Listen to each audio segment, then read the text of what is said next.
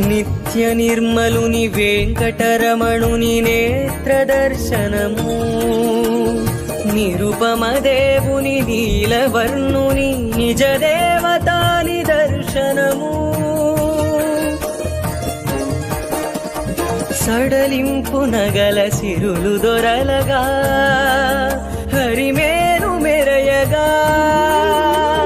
పలుచని పచ్చ కప్పురపు పట్టె నామముల ప్రభలు విరియగా,